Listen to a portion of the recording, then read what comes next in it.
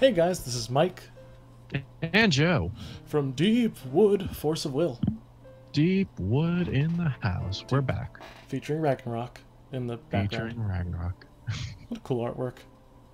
Yeah, I'm really happy with the artwork from the set. Anyway, we're in the Winds of the Ominous Moon set review. Yeah, so this weekend was pre-release weekend. Pulled some pretty good stuff during our pre-release, but of course, more than just the stuff we pulled, we want to go over that full set for you guys. Last time we did a set review, it was about 2 hours long, so we're not going to do that again.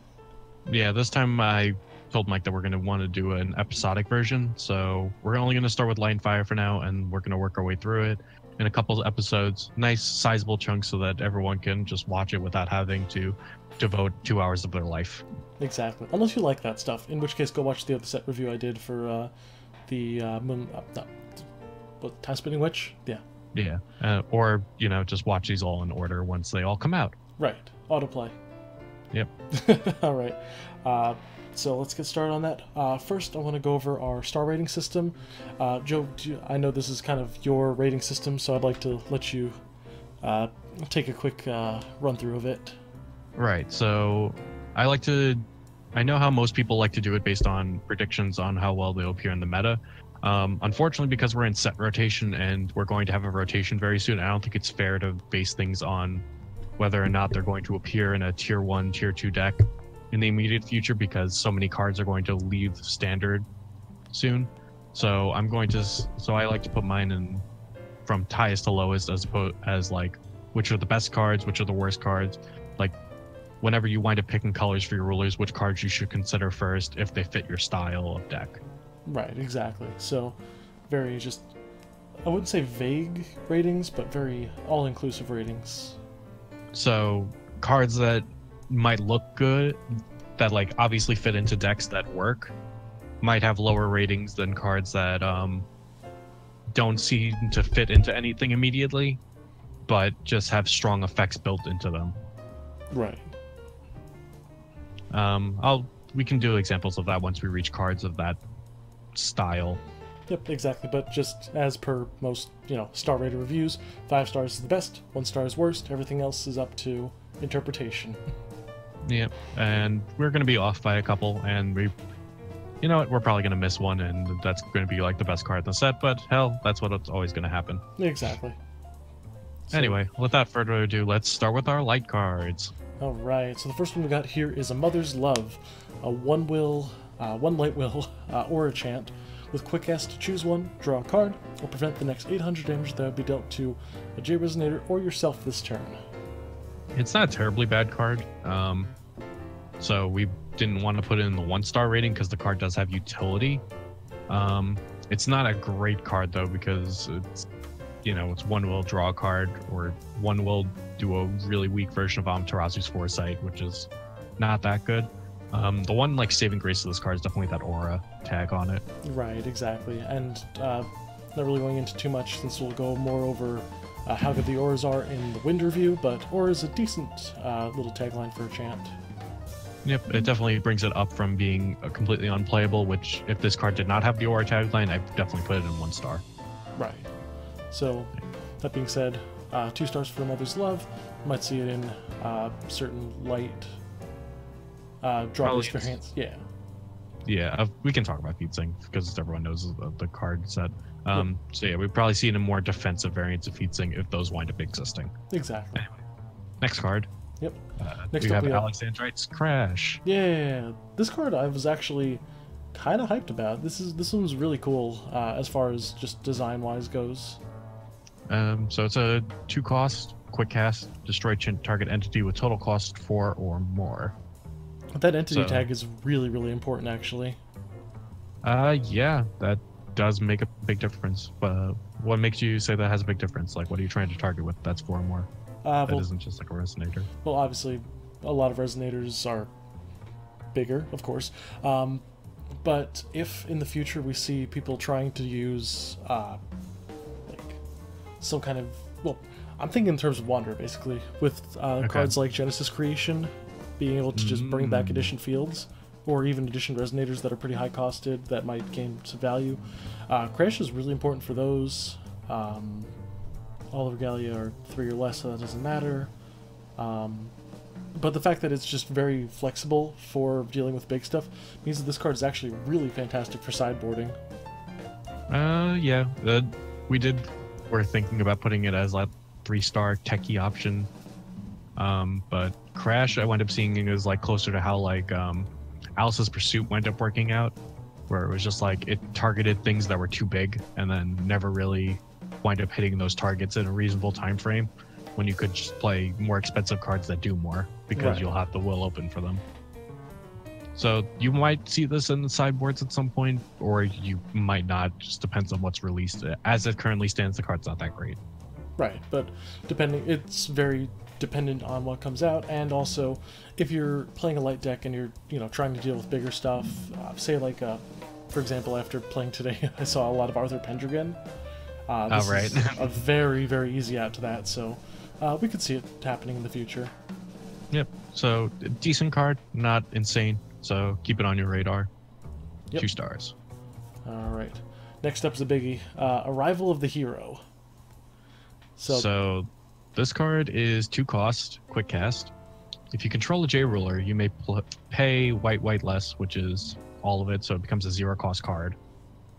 And then the second part of it is choose one. Prevent all damage that would be dealt to resonators you control until end of turn, or destroy target rested resonator. Holy crap, that card's strong. Yeah. So obviously free cards are very, very strong. This one only has a small detriment that you have to control a J ruler to use it for free, which isn't even that bad. Especially because a lot of the J rulers that we've been seeing lately are really low costed for their judgments. Yep, Feetsing is very low costed. IU's low costed. Fox is free. Free judgments with this card are actually going to be really good. Joe and I were talking about the possibility of Fox, and I actually mentioned Kaguya 4, sorry. K4. There's also in Wanderer you have Refrain. Refrain's a 0 cost judgment as well, so being able to just throw one of your cards at a Resonator and to destroy it is really good. Yep. My favorite thing about this card is the destroy target rested Resonator. It's not interruptive in how it works, but it's just a good answer to things. The card feels very defensive, or when you're trying to push in damage, just being able to destroy something on the whim is pretty strong. So it's versatile, it's got a lot of really good implications to it, and free cards are good. And free cards are amazing. The only reason we wind up not giving this a 5-star rating is that the card isn't interruptive. There's no way that this card is oppressive or stops people from making their plays. They're gonna make their play and then wind up getting hit by Arrival of the Hero, kind of in the same vein of getting hit by like a miscalculation. Right, exactly. And it's really easy to see what decks are actually running this card. Exactly, but with that being said, I do want to say this is a very high 4-star card. Probably right on the cusp of being a 5-star, just because of how versatile it really is. If we did 4.5 stars, which we don't, we probably would have put it there. Yep. So definitely be on the lookout for this card when your opponent judgments and just is sitting at you, not really scared of you. You know this thing's coming. My favorite thing about this card is actually the art. I love pandas riding chocobos. Yeah, it's the most ridiculous concept. It's unbelievable. Whoever on the design team was in charge of this, please give him a raise. Promote that man. I mean, the whole idea of Tigris being space panda is amazing, and he's really showing it here. Anyway, let's go on to the next card. Yep. Next up on the list is Adam Sakehart, the Envoy of Valhalla. So this card was our kind of teaser for what's going to be coming up in the next cluster. But he's the 3-cost, 0/1000 Rabbit Resonator. This card cannot attack or block at the beginning of your main phase. You may remove target non-Magic Stone, non-J Ruler entity from the game. So this is a card that Joe and I were actually debating a lot over being a 2 versus a 3-star. Ultimately, it ended up being a 2-star just because of some arguments I had for it being not impactful enough on a really key turn. Turn 3 is normally a really key turn for a lot of decks. The biggest problem with this deck is with this card is that first line. This card cannot attack or block. And not being able to block means that you completely waste your turn 3 playing this card, and that is not okay. Yep. Exactly, but if it does survive, you get immense value out of this card, and if it's able to stick on board, if your opponent doesn't have spells or something with precision to deal with it, it is going to deny your opponent a lot of resource. Yep, and if you're playing a deck like Zero, Zero can reduce swiftness and stuff like that, or if you're playing Lightning Caves, things that, you know, stop aggro from being able to swing on the turn that they're playing and make them as slow as Adam's Say card is. Adam winds up becoming a much better card, but we thought that the comboing of those types of strategies was a little bit too much to handle in the early turns. Right. So with that being said, Adam's Say card's really strong. Can be a huge boon going forward. It's also really good in limited. That's a really good thing to mention, by the way. Yeah, if you're playing draft, you probably draft this card 100% of the time because it's just that kill spell every single turn. There's not many good ways to remove him. In this, he's actually completely immune to Arrival of the Hero, which is hilarious. Yeah, exactly. So, with that being said, a 2-star card for the coming format and just as itself in a vacuum, based on what we know about the game, but definitely keep an eye out for this thing. You might see it pop up a few times. Yep. Always be on the lookout for Adam's Say card. Exactly. Anyway, next is one of our better cards on the list, which is Aura of Hope. Yeah, this thing is just so good. So it's very simple. 1 white, quick cast, rest target J Resonator, and it has Aura. Yep. Immediate comparison to this card is for the card Shining Strike, which was released back in the Moonlit Savior, I believe. Yeah. Yes. Shining Strike had pretty much the exact same thing, except without being an aura, where it would rest a Resonator and draw a card, but if you're Kaguya, you rest target J Resonator, draw a card. Aura of Hope doesn't let you draw, but it comes with the innate flexibility that you had while playing Shining Strike with Kaguya, without having to play Kaguya, of course. Which is definitely good. Unfortunately, you'd probably look at this card and just say, why does it get such a high rating? That's not even that good. This card actually has combo potential because it helps make mono white Lumia deck again, because the whole premise of that deck was playing Soul on 2, getting the free white stone, and then using something to rest that. After rotation, the Alice rotation happened, we lost all the things that were 1 will rest your own Resonator, so we lost the ability to do that type of combo on turn 2. Right. But with this thing coming back in, even in New Frontiers, you can still make the soul combos happen. Yep, that brings them back, and also it gives you a third option for Wanderer, which is great. Yep, and if you're not doing any of that, it's still just a really fantastic anti-aggro card, especially if we see decks like Ayu and Feetsing, the CL Feetsing deck. If we see really aggressive J Resonator-based strategies coming back, Aura of Hope is fantastic for those. Yep, because if you rest them, they can't attack, and that skips their turn more than likely. Alright, on to the next card, which is Beast of Light. This is another card that we were a little bit back and forth on. I originally put this card as a 1-star. I didn't think it was going to be that strong, but Joe made a very good argument that Panda actually has been getting a lot of really good gem support synergies and a lot of gem ramping. So it's not uncommon for this card to actually break that 800 or 900 attack mark by like turn 3 and just keep going up. The only issue is Beast of Light doesn't engage you in like banishing your gems for good effects, and is normally just kind of like, yep, keep hoarding gems and make this thing big. Right, so my first comparison with this card was to Patrolling Guard Doll. That card was about an 11/11 for 3, and that was considered good stats and strong for what it is. So Beast of Light, I think you can respectively get up to 6 gems by turn 3, and if you have that in mind, it's also an 11/11 for 3. It is missing that quick cast tag, but I think Tigris can still make it work. He might be able to get it past that 11/11 point, which is pretty good. He is missing Panda tag, which kind of sucks, but it is what it is. If it had the Panda tag, this thing would be fantastic. Yep. Well, better than it is, at least. It's another option that Panda can run that 3-drop slot. So keep an eye out for Beast of Light. Yep. Next up, we have Blade Amethyst.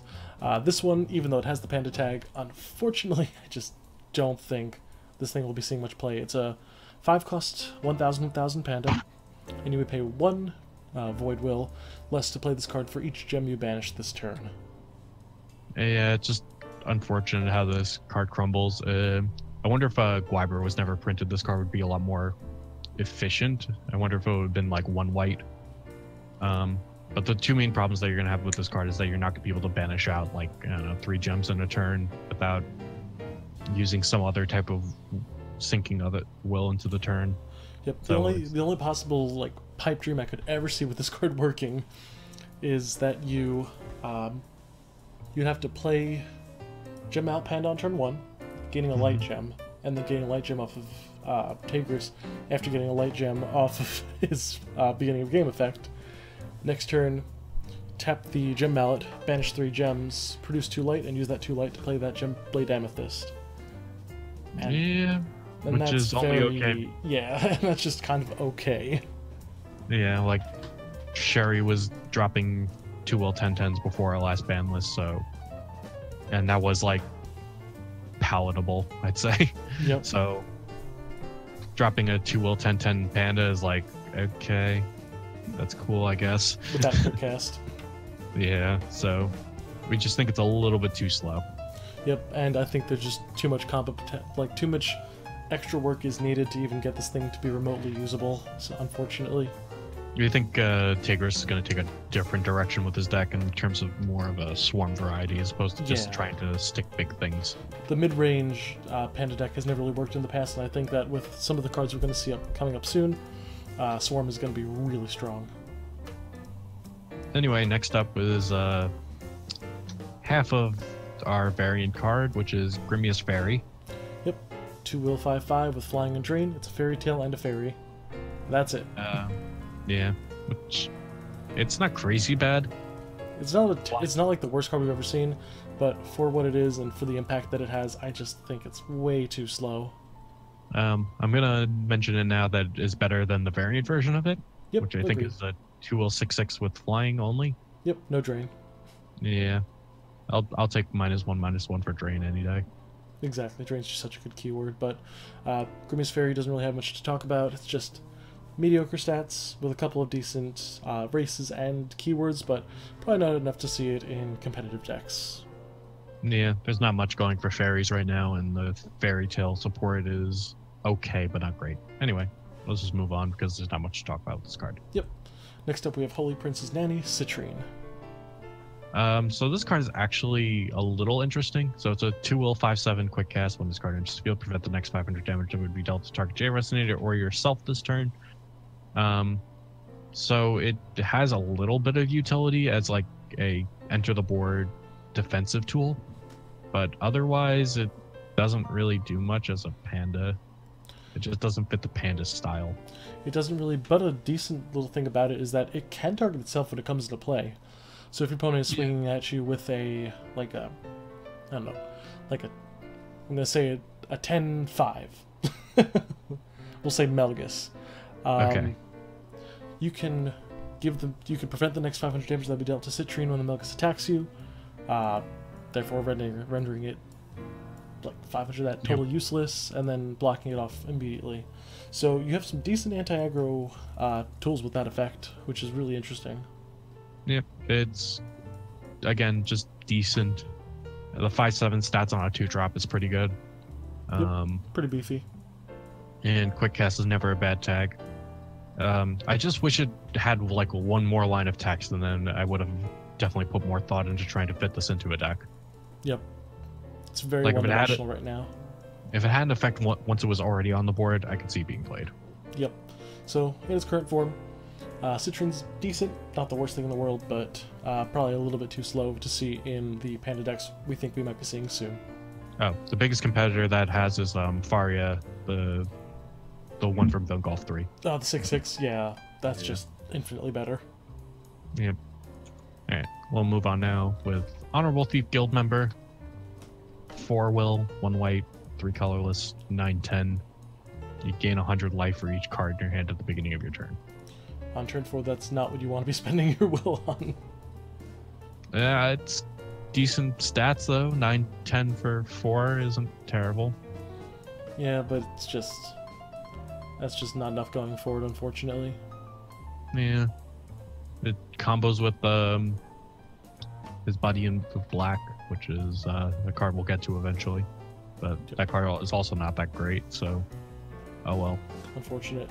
So, unfortunately, Honorable Thief guild member doesn't do enough for its cost, and also has no immediate board impact. And if it dies before your beginning of your turn, that's it. It did nothing. You just played a vanilla 9/10, which is not good enough for Constructed Force Will.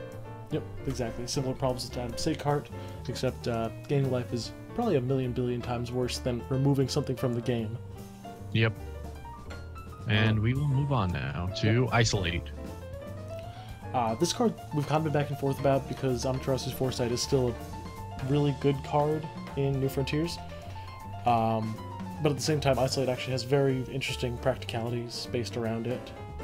Yep, it is a 2-cost, 1 white, 1 colorless, quick cast, prevent all damage that would be dealt by target Resonator until end of turn.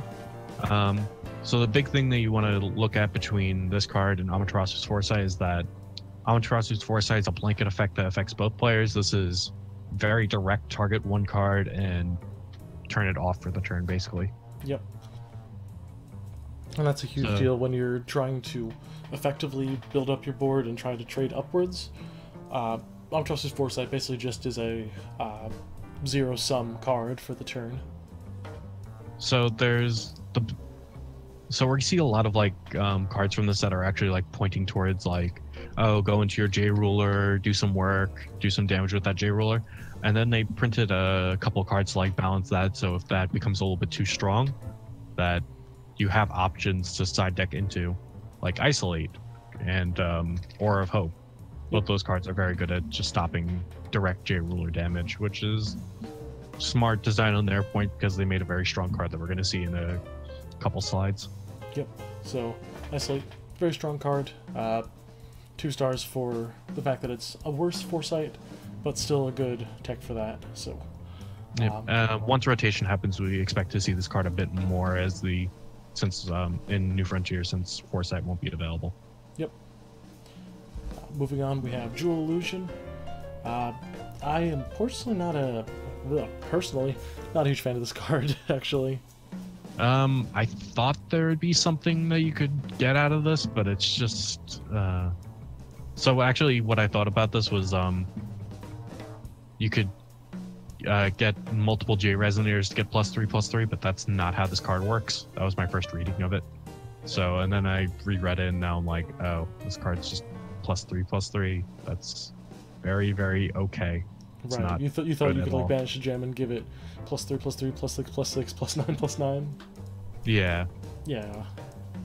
That took me a second to reread it as well. Jewel Illusion just is so low impact for what it is. It's a 1-cost, which is fine. 1-cost board buffs are not seen very often, but the fact that you have to banish gems to do it is just feels so bad. It doesn't fit into any of these Panda archetypes we're looking to make.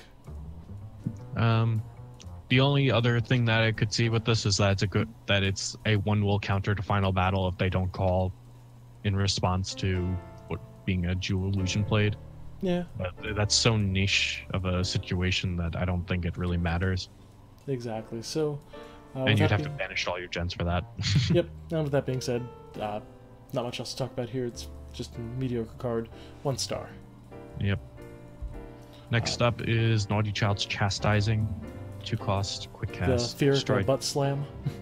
Yeah, that's the much better name for it. So, aside from the fantastic art, Alright, so the actual text of the card says quick cast, destroy target resonator that is attacking you. You gain life equal to its attack. This card is basically Amit Beatist of Gluttony and a 2-cost white spell. And that's pretty sick, actually. Yeah. Its biggest competition, though, is Miscalculation, since that's a 1-cost destroy target attacking resonator. And it's not just for a resonator that's attacking you, so this thing is very linear in what it does, but good at what it does. Well, most things that are attacking you. Yep, unless they're like trying to go after something, but whatever.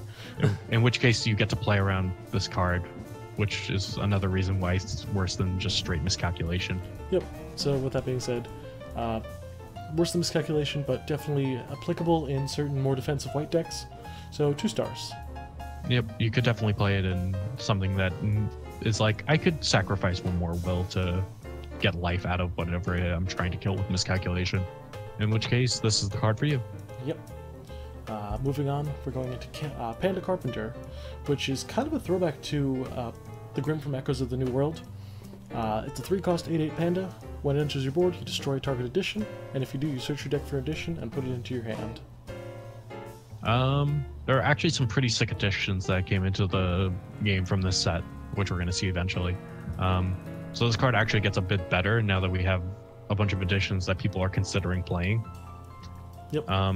Before the set, I don't think there was much of a reason to search an addition besides maybe Shackles of Ice. Yep, and now that Sherry's gone from Wanderer and severely neutered in New Frontiers, Shackles probably sees a little bit less play. Probably sees a lot less play. Yep, fair enough.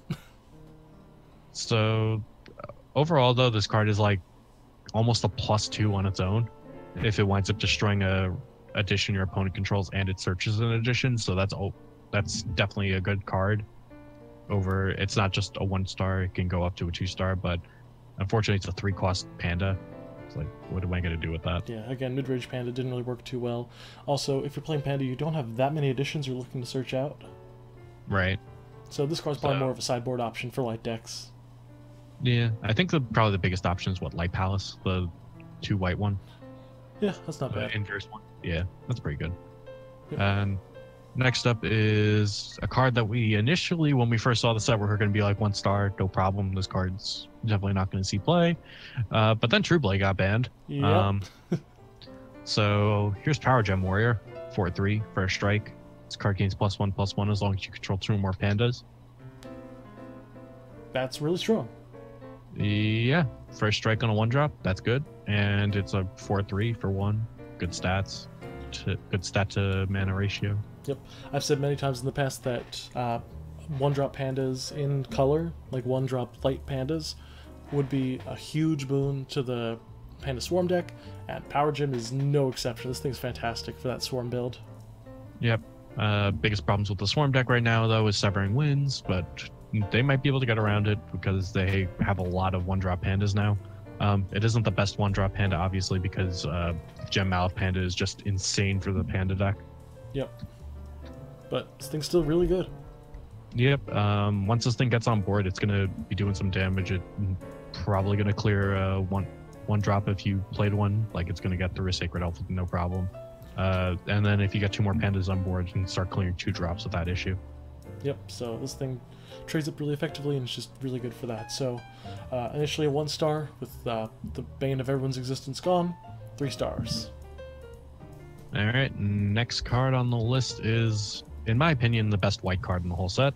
Yep, possibly one of the best cards in the set. If not the best card. Yep, Resuscitating Will is a very simple 1 white will chant, or again, with quick cast to recover target J Resonator. And I think this is the first time that we have a card that's like actually playable that says recover target J Resonator. Yep, exactly. It's just very efficient for its cost. Since we're going into a format with a lot of really cheap judgments with J rulers that want to attack multiple times, Resuscitating Will just does so much for that archetype. Yep, and the big thing about Resuscitating Will is you get double attack, you could call Stone and then untap it, and then swing, which is a problem that once you Judgment, you can run out of will and get controlled out. So this card could help with that if you want to use it that way. It also counters Aura of Hope, because if they Aura of Hope your J Resonator, you're Resuscitating Will, and you get to get your attack in anyway. Lots of cool stuff that you can do with Resuscitating Will. Yep, card's very strong. I don't feel like we need to talk about it too much more. It's just people can see how strong it is. 5 stars without a doubt. Yep. Very good. Yep. Moving on to the next one. At the other side of the coin, the Technique Gem Warrior. This one was gonna be rated a little higher than Power Gem because it had Barrier, so it could stop True Blade. True Blade, yep. But True Blade got banned, so we put them pretty much on the same power level right now. I think Power Gem Warrior is slightly better now. because the 4/3 stats is a little bit better. But anyway, it's a 3/4 with barrier, +2/+2 as long as you control. Sorry, +1/+1 as long as you control 2 or more pandas. Yep. So potential 4/5 on that's really good. Those are just fantastic sets for a 1-drop. It doesn't trade up as well as Power Gem Warrior does, but at the same time, it's a little more defensive and it can stick on the board a little bit better, I would say. Yep, exactly. So, again, everything that we've applied in Power Gem Warrior effects here, 3 stars. Yep, exactly. Next up is the second advent of Hope Grimia. It is a 5-cost 12/12. If your life is 2,000 or less, you may pay 3 less to play this card. Remove an aura in your graveyard from the game. This card gains Flying, Drain, and Barrier until end of turn. Well, that's a lot of stuff. Yep, and it's a Fairy Tale avatar, Fairy Tale being a good type for Resonator. Yep. So Grimia is interesting, and it's going to add a lot of combos into the game. In fact, a lot of people are just calling it like a better, more balanced, not better, but a more balanced Gwyber. Yep, I'd say so. Even if you play this thing without paying 3 life, call me a big dreamer right now, but I'm thinking of the mono white Lumia deck. This thing perfectly curves from a well-placed soul turn. Turn 2 soul, play the Aura of Hope, put an aura to the grave, recover it, get another stone. Turn 3, you have 5 will, you play the Grimia, and you have the aura to go along with it. Unfortunately, the mono white deck also misses out on the dreams of being able to play this and then using Scarlet's Testament, which is a card we'll see in red later in this video, which is and then being able to banish that to give Flying, Drain, and Barrier and Swiftness in that one turn, which is pretty cool. You'll wind up gaining 12 life off of your 2 will card if you were under 2,000 or less. Yep. Only unfortunate part is that combo kind of gets hit by Severing Winds pretty hard, but very hard. At the same time, once Severing rotates out, that combo is still completely usable in New Frontiers. And you might see it a bit. It's a cool combo. I like this card. It's very balanced. Yep. In a fun way. It's like the most perfectly balanced fun card we can have, so very happy to see that. Also, fun things for New Frontiers, besides it being a Fairy Tale for Grim, it's also an avatar that you can search out with Protector of the Tree. Yeah, Protector of the World Tree. Alright. Next up is White Leaf. 3 will. Yep. I'm not sure if we have to say much about this card. You're probably not playing this thing and banishing it to gain that Andrew life, but it is not only an elemental, but also an inheritance of 0, where you gain 600 life.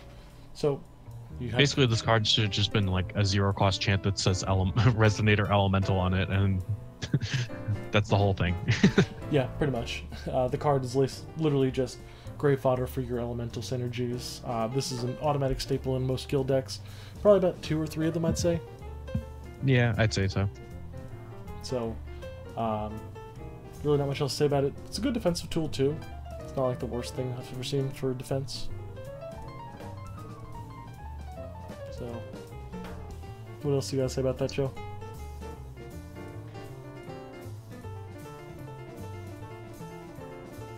I think Joe left. I'm here. Okay. Stop my Okay. So, Shang. Oh, yes, we'll go on to Shang. Shang the Holy Prince is a super rare, unfortunately. Yeah, this card is not that great. 3 will, 8/8. When this card is field revealing number of pandas from your hand, you gain 200 life for each card revealed this way. That's really whatever. Whenever you gain life, you may banish a light gem. You do this card deals damage equal to target Resonator equal to the amount of life you gained. That's kind of cool, but again, it's not crazy. And also, how are you expecting to gain that much life in Panda besides using Shang, which is meh. Yep. And then the gods are 7 will to your life becomes 4,000, which is a life gain. So you would be able to use that to deal damage to a target Resonator. Yep, the card does a lot of defensive tool stuff well, but it's all way too expensive, and life gain traditionally in this game hasn't been that great. Panda's looking more towards like the aggro option. Sure, this thing can like clear stuff on your opponent's board, but this thing doesn't fit into the Panda synergy. Yep, plus you really one of the main things about it is that you're not going to want a full hand of pandas. You're going to want a full field of pandas. Right. One cool thing about this is that he's wearing a crown on his ear. Well, I mean, how else would you wear a crown as a panda? Yeah, you're right. Fair enough. Put it in your hair. Yeah. And then the last on our white cards is JeanJacques' Bodyguard, which is actually a really fantastic card. Yeah, this card, I don't think Mike was like too... He kind of like glossed over this when he first saw it, but this is a 2017 with Barrier, which meant a lot before True Blade got banned. At the beginning of your turn, gain a gem of any attribute. So this is one of like the only cards that like helps you consistently gain gems through turns, and then there are combos involving Panda then that you need a lot of gems for. And this is one of the ways that you'd be able to amass them, and it's very hard to get JeanJacques' Bodyguard off the board without like a final battle. Yep, and one of the main things is that because it says gain a gem of any attribute, that is really huge because Panda normally struggles to get things besides light gems. Having a consistent engine for that is really, really powerful in the late game. And he loves dark gems. Oh my god, the darkness gem synergy with Panda is so good. And also, it gives you a way to like turn to get a red gem for maybe your turn 3/3 swiftness Panda, if you want to do that option. Yep, you got a lot of... It's opportunity for Swarm, mid-range. It's a 7 defense body, which really loves getting buffs from stuff like Rallying Song and Rose Quartz. Yep. So you're gonna see this on Panda boards often, which may not be that often because it's Panda, but heck, if Panda winds up seeing play, you're probably gonna see JeanJacques' Bodyguard in it. Did you notice the flavor text on this thing? The bodyguards are, of course, paid in gems.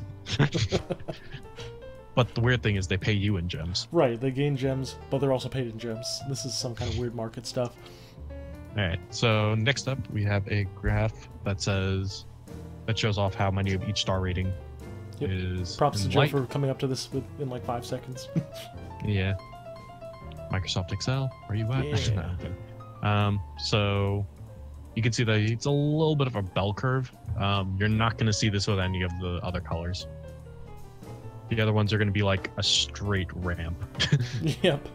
Light cards are really interesting, and I think got some of the best versatility tools out of the set. Yeah, I personally think that Light got the best stuff out of the set, besides maybe Darkness, but we'll see that eventually. Yep. Anyway, we still have to do Fire, so here we go. First one, Burnt Cooking. Card's okay. It's not like anything to write home about. Charge Errors nearly gains +4, -4 until end of turn, and if it's Dragonoid, it gains +4/+4, and then you put 3 strength counters on your J Ruler. You do gain the 3 strength counters regardless if it's +4, -4, or +4/+4, so that's good. The thing is, this card heavily competes with Rapid Growth, and Rapid Growth is just always +4/+4. And has Remnant. And it has Remnant, which makes it like 3 times as good. So unfortunately, Bird Cooking is just completely outclassed by a different card, and it's a green card. Yep. Another thing that's really important about this card is that 3 strength counters is such an awkward number, because most of your strength counter synergies are 5 or 7 counters, or even 2. Yeah. There's probably there's a breakpoint somewhere where 3 counters might matter, but it's not a very good one. Yep. So 1 star for Burnt Cooking. Next up is Dragon Hunter, and this card is really weird to me. It's a 3-will 6/10 swiftness precision. If this card attacks a beast or a dragon, it deals double damage. Easily one of the weirdest cards out of this set, I'd say. The fact that it has precision and swiftness is really good just on its own as a 6/10 body. Those are fairly good stats for that cost, and double keywords is never a bad thing. But the weird thing is, like, whenever I think of like dragon, I think of like 12/12. Right. And it can't live from hitting a 12/12, so it just dies. It just trades with a dragon. Should have given it first strike too. Yeah, that actually would have made sense to me, but oh well. Yep. Whatever. On its own, though, even without looking at the dragon or beast damage doubling, a 6/10 body with these stats isn't the worst thing in the world. Could be seeing a fairly, mid-range focused aggressive Keurig deck, or just any kind of red mid-range deck. So basically, they try to make up for the first strike by giving it 1,000 defense. Yep, exactly. That kind of makes sense. So 2 stars. It's okay. Yeah. Next up is Dread Touch, which is the red variant card. It's a 2/4/6 swiftness. Whenever this card attacks a J Resonator, this card gains +6 until end of turn. Weird. It's really weird because, again, for red, it's like you're really trying to just hit the face as much as you can. If something has swiftness, turn it sideways. Yep. You're not really looking to trade up, and if you're looking to trade up, there are much better Resonators that do it. So the weird thing is this card likes to trade down into Yeah. things that just have high defense. which is very weird. Yeah, because that 6 defense is not going to save it from most combats. Yep, And also it has to directly attack that J Resonator, so that thing has to be rested since it doesn't have precision. If it gets blocked, it's still just a 4/6. Yeah. Well, unless it attacks something first and then gets blocked, Right, in which case it's a 4/6. But very odd wording on this card. It definitely doesn't reach the threshold of a good red 2-drop. Nope, when you so have 1 80. star. Next up is actually, in my opinion, the coolest red card from the set. Easily, yeah. Earthquake Observer. Yep. 3 will 8/8. Whenever your opponent plays a chant, this card gains +2/+2 in barrier until end of turn. This is like, again, really weird. It's really defensive red card. It's defensive, but it's red. What? Yeah. Obviously it still dies to like Resonator based abilities, but it can't be killed by a chant, and also makes final battle numbers a lot like weird to calculate.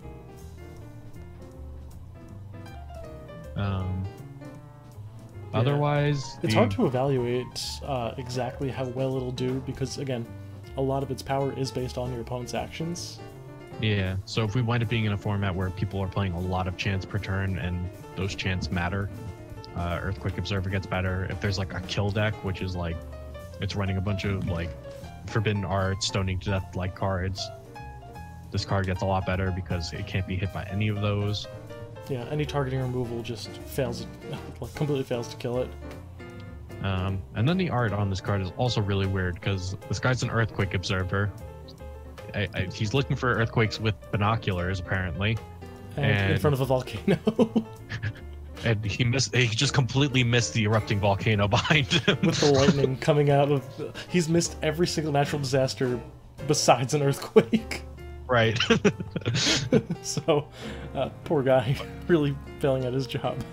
My favorite quote, which I think was from Stephanie Shaw, was like, no one ever said he was competent at being an Earthquake Observer. Not sure about that, but still. Very cool card. We'll go on to the background of Earthquake Observer, which is Eruption. Yeah.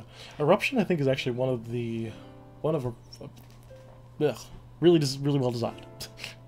Yeah. Reminds me a lot of Flame King Shout. Anyway, it's a 3 cost and a chant that says this card deals 800 damage to each J Resonator. So it's big AoE for red for some reason.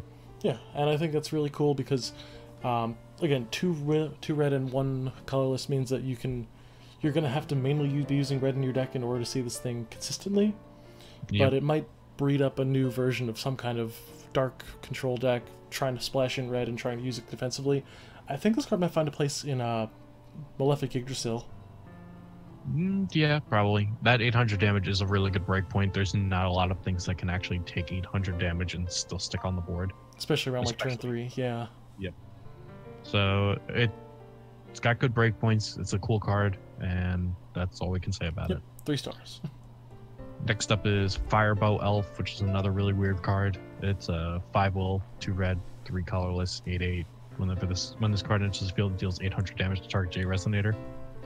We were talking about 800 breakpoints. This does not match those because everything on turn 5 has a lot of defense, and 800 damage does not cut it.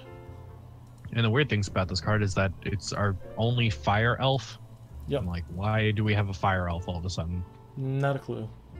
Yep. So it's definitely just a limited card. It's decent and limited. It probably kills your 3-drop or a 4-drop sometimes. So that's the only time you'll ever see it. Or another Firebow Elf. Bam. Yeah, if your Fireball Elf dies, Fireball Elf, you just got wrecked. Yep. Value. So, 1 star. 1 star. Next up is Firebird, which is a cool card. Yeah, Firebird's really interesting. It's a 1-will battle art chant with this card deals 400 damage to target J Resonator. If it was awakened, players cannot chase to it, and it deals 600 damage instead. Awakening is remove 4 strength counters. I was on the fence about this card because I think the Awakening is a little bit too expensive for what it is. You're going to be wanting to use a lot of... I mean, it's an even number, which is a good thing, but when you're digging, you want... currently, you want, like, Playdeads in Wanderer and Heaven Sundering Dragon Palms in New Frontiers. I think this card's going to wind up seeing a lot of side deck play for Keurig as opposed to being the main deck option. Yep, agreed. One of the big things that I mentioned about Firebird to Joe, which kind of helped him come to the 3-star status with me, was that Flames of the Outer World was a really, really good card back in the day, and this is literally just 1 mana less for an extra 200 less damage, with the exact same principle attached to it. You know, minus quick cast, obviously. My argument was that, and the reason why we didn't go up to like 4 stars or something is, Flames of the Outer World obviously had quick cast. It was 800 damage, which is a better breakpoint, especially at 2-will. And the last thing about it is Flames is not that great right now, especially in Wanderer. I mean, that's the only format you can play it in, but Wanderer is kind of like a mirror of New Frontiers, and it's not that strong there. There's probably some interactions that you can get away with in there, but a lot of like jailers and stuff are like 1,000 defense. Yep, exactly. So unfortunately it comes up a little bit short, but can be really good for early game Resonator removal and just keeping tempo. So again, I just think you wind up siding in over your Heaven Sundering Dragon Palms and New Frontiers on the mirror. Yep, agreed. So 3 stars for that. Good sideboard potential. Next up is one of the more powerful red cards in the whole set, which is Grounded in Air Supremacy. So it's 1-will battle art chant. Has an additional cost to remove 5 strength counters. Sounds expensive, but once you read the effect, you'll know it's fine. Yep. It's choose 1, search your deck for a card named Paiaiali, the Flaming Fist, and put it into the field, then shuffle your deck. The second part isn't really that great, but it's shuffle your... this card deals 1,000 damage to target J Resonator if you control Paiaiali, the Flaming Fist. Yep, so again, it's a 1-will cheat out a really well-statted 2-drop, which is already really nice. And it actually gives you a way to curve from Paiaiali into Hoel's Great Hero Peg. Yep. Which is very, very good. So the reason why the second effect is not that good is you need to be able to control Paiaiali throughout the casting and the resolution of this card in order to deal 1,000 damage. And that's really painful to do because if it winds up getting removed, the card just fizzles as a whole. Yep, which is super unfortunate. So as long as you're pulling out the 2-drop from your deck for 1-will and basically using 5 strength counters as 1-will, it's a really good card. Yep, so 1-will Paiaiali basically, so that's good enough for us to put it at 4 stars. Definitely sees a lot of play in more aggressive tempo-oriented Keurigs. Which is basically all of them. Yep. On to the next, the 5-star category. Yeah. Speaking of aggressive Keurig decks, here's Hoel Pig Squadron. In the words of Piggy, Hoel's Great Hero Pig, as we see on the bottom, PP. Stand your ground, pigs. Alright. It's a 3-will 8/8, all fire, as expected. Yep. Swiftness, Precision. When this card is put into a graveyard from the field, search your deck for a card named Hoel Pig and put it into the field. If you controlled Piggy, Hoel's Great Hero Pig, search your deck for any number of cards named Hoel Pig and put them into the field instead. Entities put into the field this way gain Swiftness until end of turn, then shuffle your deck. It's a pig fiasco bundled into one pig. I'm still like slightly confused about this card. Like, even if you don't control Piggy's Great Hero Pig, do they have Swiftness? Yeah. That is fantastic. It's even better than I thought. Swing into something big with an 8/8, kill it, get a Hoel Pig from the deck, swing the Hoel Pig, sack it, untap Keurig, Judgment Keurig, clear more things. Oh my god. So I think we saw this card like the day of the finals of the Wanderer tournament. Yep. Yeah, and I was like, great, now Kirik's the meta. Yeah, Whole Pig Squadron is so strong. Yeah, stacking this thing with Cthulhu is literally insanity. It's so much damage, and if you get like played at on it, forget it. You're just dead. Yep. So much combo potential. The fact that it's a 3 cost is pretty interesting though, because it means that you are having to do this in a later turn, but at the same time it's just so much value on turn 3. You're never not going to be getting good trades in with it or good damage in. Even if you don't have the Great Hole Pure Pig, it's basically a 12-11 for 3, and all that has swiftness. Yep, and 800 if it has precision, so it's basically an 800 damage kill spell that summons a hero pig. Not a hero pig, well pig. Which is great, because then you can even get back to strength counters or do other stump things with Hoel Pig, because that card's really good. Yep, all the pigs have been good so far. I don't know what else to say. This thing's just good. 5 stars. Best red card out of the deck, out of the set. And in the deck. Sure. And in the deck, perfect. Okay. Next up is Kaiser Phoenix, which is not that good of a card. Nope. 3 cost quick cast. This card deals 1,000 damage to target Resonator. If that card would be put into a graveyard from the field this turn, removed from game instead. Awakening, remove 7 strength counters from the J Ruler. Put this card into its owner's hand as it resolves. Awakening, remove 10 strength counters from your J Ruler. Put target Resonator from your graveyard that was put into that zone from the field this turn into the field. That is 17 strength counters worth of stuff to get extra stuff off of this 3 cost quick cast Battle Art champ. The cool things about this card is that it's almost like a Alhamat's Black Lightning for Kirik. That's pretty cool. Yeah, you could get infinite value off of it if you really wanted to. The bad about this card is that it's 3 will deal 1,000, which is okay, but it's 3 will. Spending 3 will to do anything is kind of meh, unless it's canceling something, I guess. Especially if you're playing on a fire deck, you're not trying to go into the late game. This card screams late game. Yep. Like, this screams like, I have 6 stones, let's go forever. Yep, and then your opponent's like, oh, I guess I'm not dead playing against Kirik? And okay. The second awakening to, like, which is basically like Play Dead's effect. It's like, why aren't you just playing Play Dead? Yep, Play Dead's just infinitely better than that second effect, and it normally got enough removal, so I don't think we can say much more about this card. It's just 1 stars, doesn't fit the theme at all.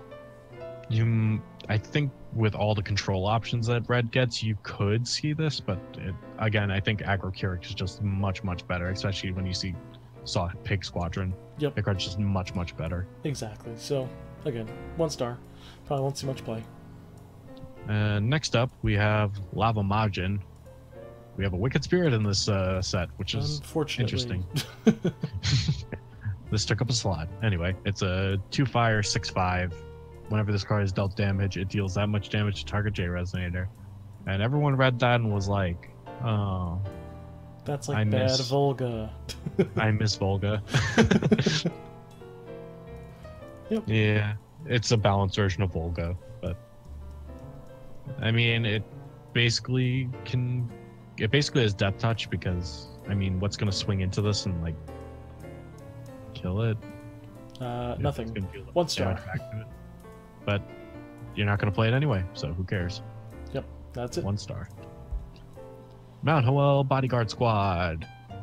1 will 2/5. Dragonoid. Whenever this card blocks, recover and it gains +3 until end of turn.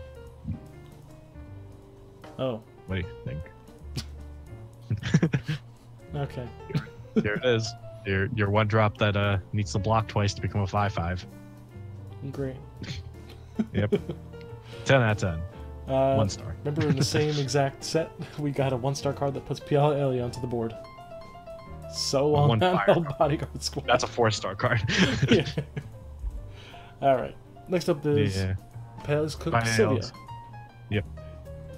2 will 0/6. Bad stats. Resonator Dragonoid. When this card enters the field or at the beginning of your turn, if there are no counters on this card, put a cooking counter on it. Otherwise, remove all cooking counters from this card and put that many spoiled cuisine counters on it. You can remove a cooking counter to give another J Resonator +4/+4, or remove a spoiled cuisine counter to give something -4/-4. There is combo potential with this card, but it's not good. Right. The fact that it says another target J Resonator is just a terrible, terrible thing. But, well, that's the +4/+4 part. Yeah. The -4/-4 part is actually pretty good, though. If you can stick it on the board long enough, Sylvia just retains a lot of really solid value off of negative buffs.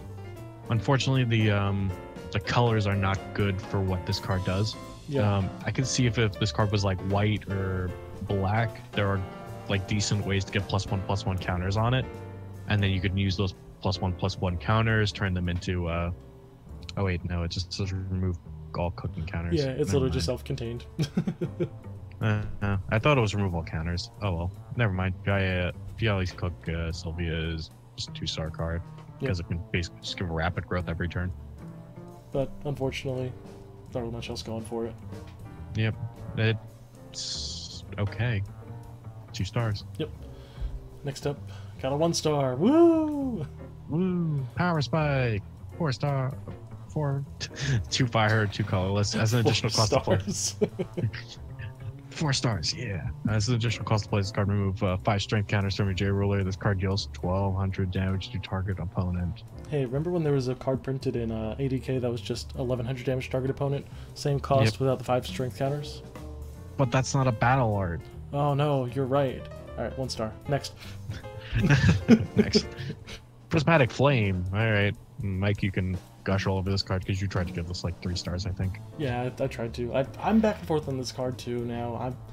I keep thinking about it. It's a 1-star card. I'm going to go through the effect because I'm a masochist. It's a 1 fire will. Yep, 1 fire will chant. With quick cast, you may pay awakening costs of this card by resting magic crests, yada yada yada, Welser effect. If you paid light for it, whenever it deals damage, you gain that much life. If you paid red, it deals double damage. Pay blue, you draw a card. Pay green, deal 100 damage to each J Resonator opponent controls other than this card's target. And black, deal 300 plus an additional 100 for each J Resonator opponent controls to your opponent. And then its regular effect is just that it deals 300 damage. Personally, I think this card's really good just with the water gem. If you're playing, not gem, the water crest. I haven't played Quilser in so long. Just with the water crest itself, it's a 1 mana, virtually 1 mana, draw a card and deal 300. The 300 breaking point isn't really that great, so that's an unfortunate truth. But you can curve it up a little bit and gain some momentum out of it. But other than that, the applications are really, really linear, so I can only put this at a 2-star after theory crafting it as much as I did. My thoughts on this card: if you somehow get a fire, water, wind, and darkness crest on board, this card becomes very, very good. But the situation that you have all of those crests on board and are able to cast this card onto a wide board, it's like, why didn't you just win the game already in some other way? Like, you know, Welser's Judgment. Yeah. Yep. But that's what Prismatic Flame is. It's an interesting card for Welser. At least it cycles for 1 red, which I guess helps draw through his deck to get to other crests, which is interesting. Yep. It's multifaceted, it's got a lot potentially going for it, but the overall power level is a little bit too low, which has been the thought of most of his support. Alright, next. Next up is Red Leaf, which is a 2-wheel 6/6. Banishes card, deals 500 damage to target J Resonator. Inheritance of 1, this card deals 300 damage to target J Resonator. If this card was free like White Leaf, it might have actually saw play, but it costs 1 for the inheritance. So bad. No one really wants to take the time for that. It's an elemental in red, and there's a card that's going to pull Red Leaf out of your deck if you want to play that, and that's interesting, but other than that, it's garbage. Yep, 1 star. 1 star. Next up, we have Reunion between the Master and Pupil, which is adorable artwork and flavor text. And it is a 2-will chant for fire, which says, look at the top 5 cards of your deck. You may reveal up to 1 fire chant and up to 1 fire resonator from among them and put them into your hand. Put the rest on your bottom of your deck in any order. Mike originally had this at 1 star. I think I had it at between a 2 or a 3 star. Reason being is that it's not in color for red to be able to draw cards, especially a 2-will draw 2. It's a very blue kind of thing. Yeah, which is interesting since red kind of gets, stepped on by green because green's so good. So red kind of like stepping a little bit over the line in a way, and not a powerful way, but in its own way is pretty cool.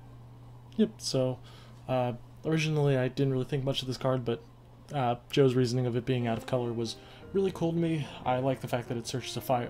It's specifically a chant and a resonator for fire, which makes you want to stay in color and kind of gain that advantage. So the direction this card leads fire in is really cool. So I agree with that 2-star rating there. It's definitely not garbage, and if you wind up somehow making a mono red deck in the future, this will probably be a very good card in that deck. Yep. Anyway, 2 stars. Yep. Next up is Scarlet's Testament. This is the card I was talking about earlier with the Grimiest combo. It's a 1 red, chant aura, quick cast, give target resonator swiftness until end of turn. Yep. It's funny that the worst line on this card is quick cast. Yeah, it's really interesting, because currently New Frontiers, obviously we have Sprinting Flame Horse, which is this card, but better. Yep, it's Inheritance for 1 colorless. No, it's 1 red, my bad. Yeah. But it, why do you need quick cast on a card that gives swiftness? There's no benefit for having quick cast on this card. Yep, unless you really want to get the battle tricks going, go into combat, you're like, opponent's like, what do you mean? You don't have anything with swiftness. Ha! Joke's on you! And then they cancel it, and then you have to forfeit combat for the whole turn because you didn't attack with anything. Yeah, the best. But because it's an aura, we bump it up a little bit just because it has, again, we mentioned the Grimiest synergies, which is really nice. Yeah, it has implications with Grimiest. Grimiest winds up becoming like a self-contained engine with Scarlet's Testament. That's pretty cool. Not crazy good. In fact, they have another card that's another swiftness giver that also isn't really that good, but both of them are kind of on the same power level. Yep. We'll go over and talk about Time Horse now. Yep. 2 stars for Scarlet's Testament. Yep. Well, I was going to say them both at the end of this, but Sprinting Time Horse is also 1 fire. This is a 2/2, and it gives another resonator you control swiftness until end of turn. So it's okay, and also it has the effect of when it's put into a graveyard, you get 4 strength counters on your J-Roller, which is honestly the best part about this card. Yep. 4 strength counters is a little bit awkward of a number, but because it's an even number, you can still use it for just cycling the cards off the top of your deck in Keurig. Yep, or just if you're doing out of Keurig stuff, and you wanted to give something swiftness, this is a pretty cool way to do it. Yep, agreed. But once again, you wind up using like Piggy out of Keurig. Yep. That's easier. Big thing though is that it's just still worse than Sprinting Flame Horse. Or Piggy. Or Piggy, yeah, exactly. So can't give this card too good of a stars, but 2 stars for the fact that it's got multiple facets to it. Yeah, it's got some synergies for it. It's not a completely terrible card. You can't say give a Resonator Swiftness is a bad card. Exactly. Swiftness is pretty good, I've heard. Next up is a interesting art and fun mechanic. This is a purely for fun card, I'm going to say. Yeah, absolutely. This is, first of all, I love the Time Sisters. Yep. And this is amazing art. So this is the 3 Sisters of Time, 4 will, 3 fire out of that, which means you really got to be in fire. 1,000. It's a myth. It's spinning myths out, boys. Yeah, that's what we want to do. At the beginning of your main phase, choose one at random. Remove the top card of your deck from the game. You may play that card until end of turn, as you or you pay fire less to play your next chant this turn, or your opponent cannot play chants until end of turn. None of the effects are super good. Probably the best one is the last one. Yeah, being able to stop setting wins for the turn. Boy. Yeah, but on a 4-drop. Yeah, it's 10-10. Yeah.